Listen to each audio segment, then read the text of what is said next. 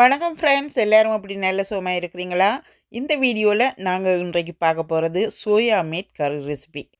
இந்த ரெசிபியை கனடாவிலிருந்து பரணி பிரதர் விரும்பி கேட்டிருக்கிறார். அவருக்காகவும் மற்றும் என்னுடைய எல்லா ஃப்ரெண்ட்ஸுக்காகவும் இப்போ இந்த ரெசிபியை நான் தரப்போகிறேன். இந்த சோயா மீட் ரெசிபி யார் வேணுமென்றாலும் விரும்பி சாப்பிடலாம். மிகவும் டேஸ்டியும் ஹெல்த்தியுமான ஒரு ரெசிபி. இந்த சோயா மீட் கறியை நீங்கள் எண்ணத்தோடு வேணுமென்றாலும் சாப்பிடலாம், ரைஸோடு சாப்பிடலாம், பிரெட்டோடு சாப்பிடலாம், இடியப்பம், புட்டு, தோசை, இட்லி என்று எண்ணத்தோடு வேணுமென்றாலும் சாப்பிடலாம்.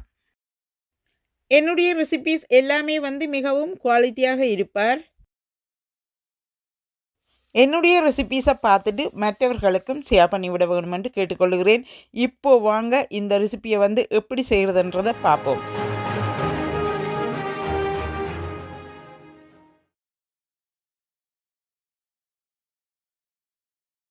இந்த ரெசிபி செய்கிறதுக்கு நான் 250 கிராம் சோயா மீட் பேக் எடுத்திருக்கிறேன்.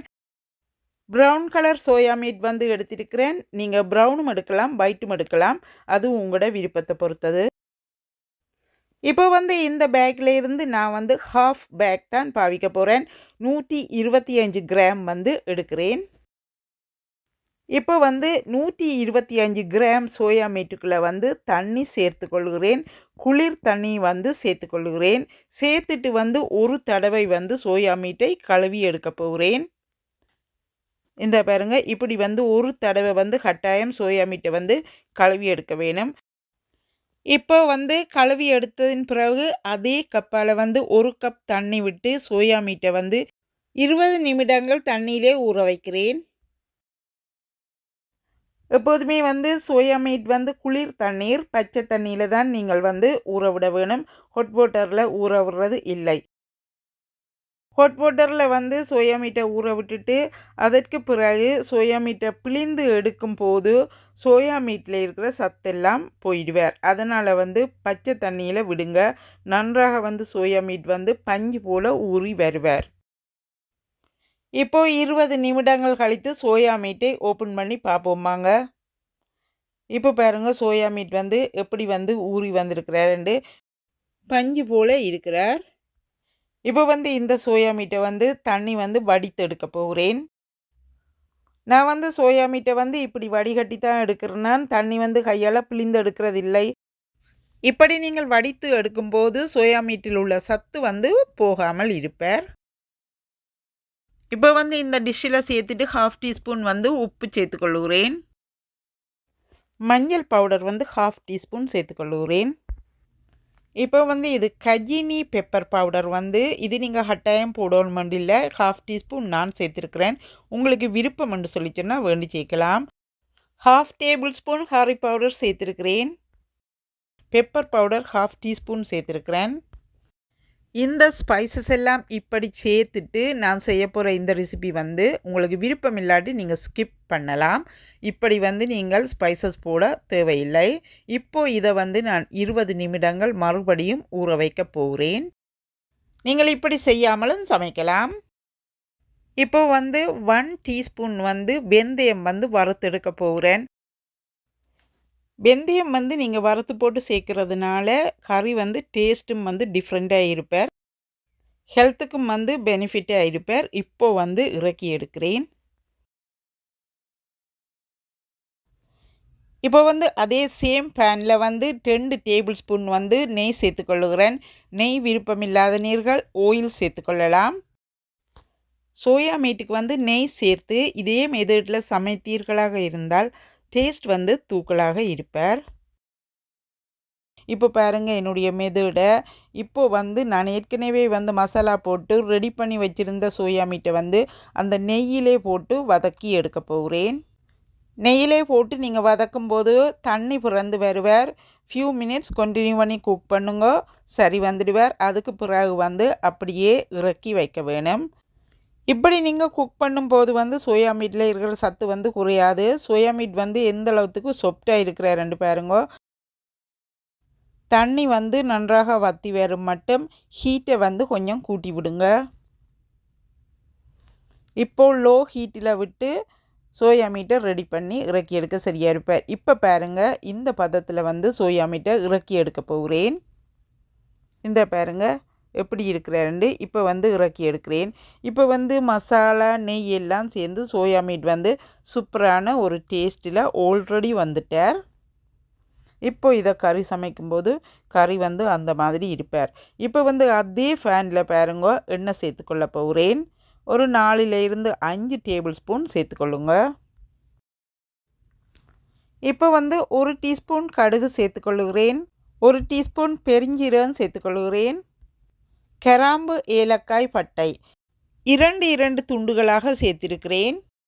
அத்துடன் வந்து ரோஸ்ட் பண்ணி வைத்திருக்கிற வெந்தயத்தையும் சேர்த்துக்கொள்ளுகிறேன். இப்போ எல்லாத்தையும் சேர்த்து 1 நிமிடம் இந்த ஆயிலே வதங்கி வர விடுகிறேன். இப்போ இவைகள் எல்லாத்தோடையும் சேர்த்து கட் பண்ணி வைத்திருக்கிற உள்ளியையும் பச்சை மிளகாயையும் சேர்த்துக்கொள்கிறேன். பச்சை மிளகாய் வந்து 2 பச்சை மிளகாய் சேர்த்துக்கொள்கிறேன். உள்ளி வந்து ஒரு பஞ்ச் எடுத்திருக்கிறேன். ஒரு பஞ்ச் உள்ளி அப்படியே வந்து கட் பண்ணிட்டு போட்டிருக்கிறேன். 2 வந்து மீடியம் சைஸ் வந்து வெங்காயம் கட் பண்ணி வைத்திருக்கிறேன். அதையும் வந்து சேர்த்துக்கொள்கிறேன். இப்போ வந்து நல்ல ஃப்ரெஷ்ஷான கருவேப்பிலை வந்து கொஞ்சம் சேர்த்திருக்கிறேன். அத்துடன் வந்து 1/2 டீஸ்பூன் வந்து உப்பு சேர்த்துக்கொள்ளுகிறேன்.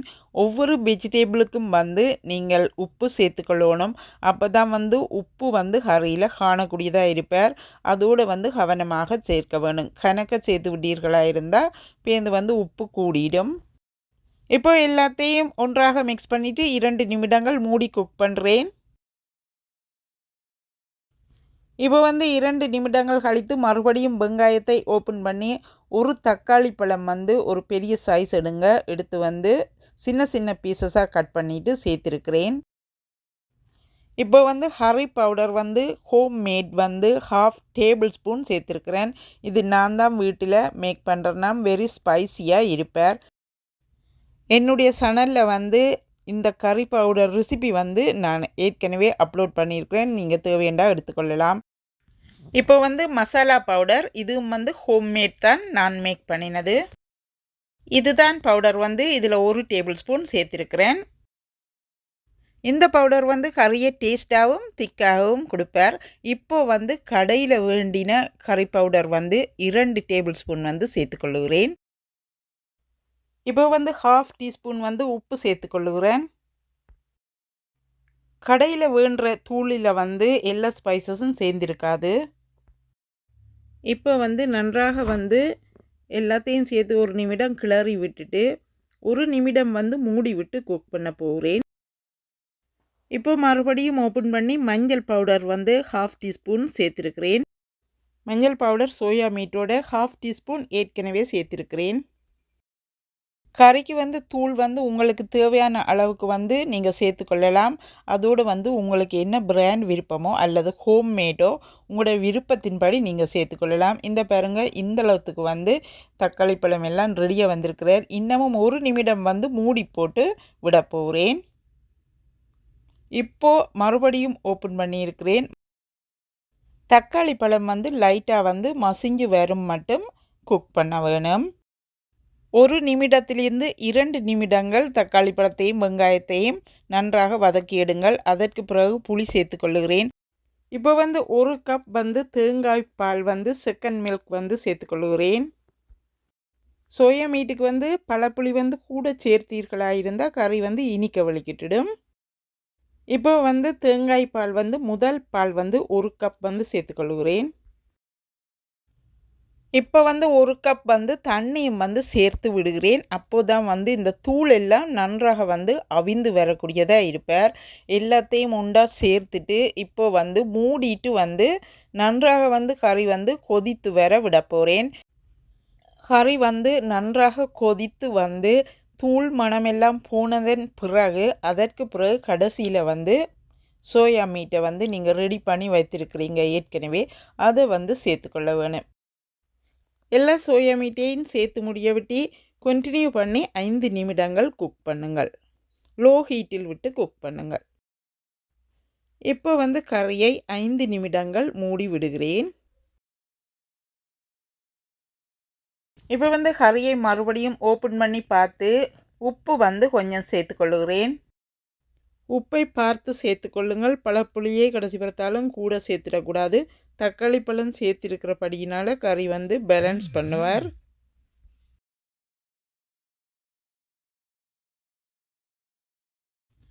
இப்போ வந்து கறி வந்து ரெடி ஆகிட்டார். இந்த பாருங்க எப்படி இருக்கிறாருண்டு. இப்போ இந்த கறிக்கு வந்து ஒரு தாளிப்பு தாளித்து போட போகிறேன். இப்போ வந்து இந்த கறிக்கு வந்து ஒரு தாளிப்பு வந்து தாளித்து சேர்க்க போகிறேன்.